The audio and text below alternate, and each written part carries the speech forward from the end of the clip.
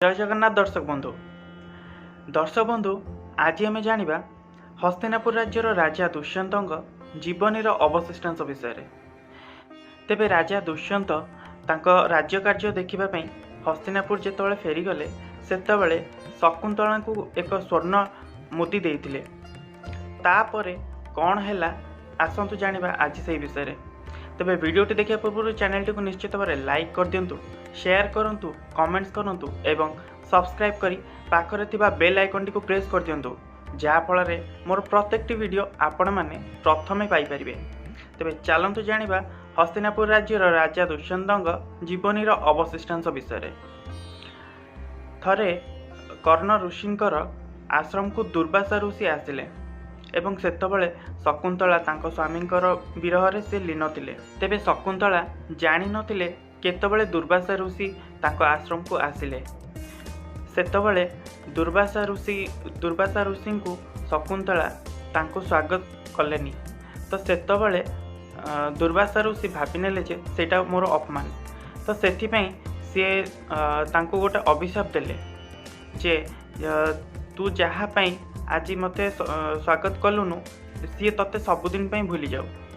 तो सेठू ही तांकर ध्यान भांगिला पर से बहुत माने क्षमा मागिले, गोड़ तले पड़ी क्षमा मागिले जे ऋषि मत क्षमा कर दिंतु।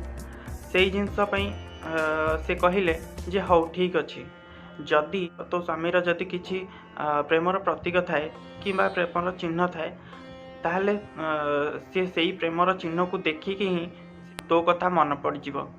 सेतिकी कहिकी फेरी दुष्यंत एवं शकुंतला विवाह पर शकुंतला गर्भवती हो जाइतिले। किछि वर्ष पर जेतबेले ऋषि कर्ण तीर्थयात्रु फेरिले शकुंतला तांको दुष्यंत एवं तांकर गंधर्व विवाह कथा तांको जनैला पर कर्ण कहिले, पुत्री विवाहिता कन्यार पिता घरे रहिबा उचित नुह।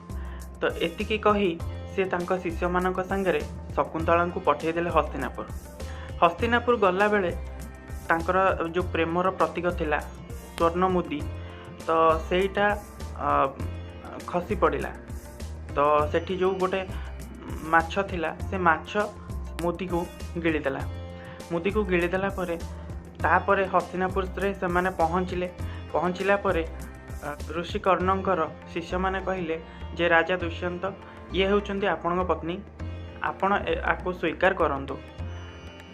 दुर्वासा ऋषि अभिशाप कारण सी सबकि भूली ही जाइतिले, तो तेणु सी तांको स्वीकार करि पारले नाही। महाराज दुष्यंत तांको अपमान कले।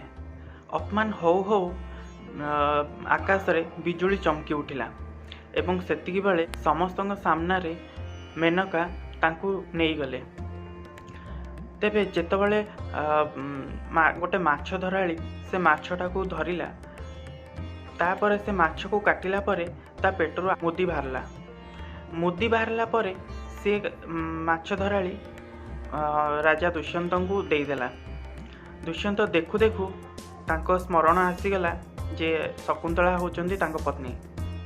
तेबे किछि दिन परे देवराज इंद्रंकर निमंत्रण पाई महाराज दुष्यंत जाइतिले तांको सहायता करिया पई अमरावती रु फेरिला बेले ऋषि कश्यपंक आश्रम पड़िला।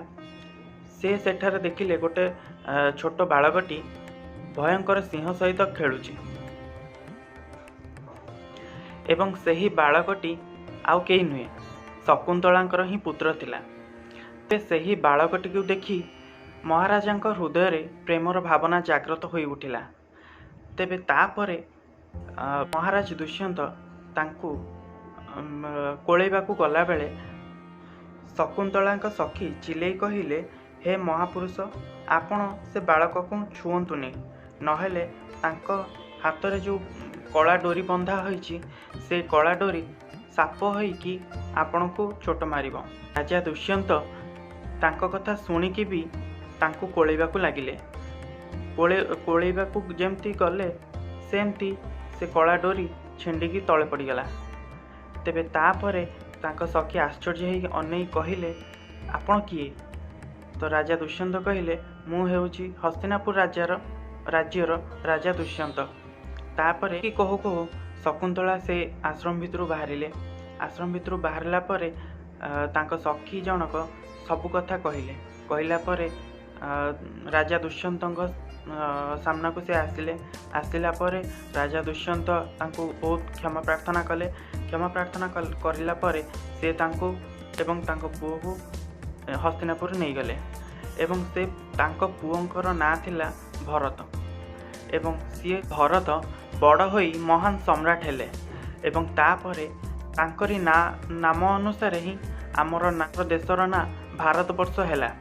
तेबे ए थिला हस्तिनापुर राज्यर राजा दुष्यंत जीवन विषय। वीडियोटी जदि भल लगी तेबे लाइक करंतु, शेयर करंतु, कमेंट करंतु एवं सब्सक्राइब कर दियंतु।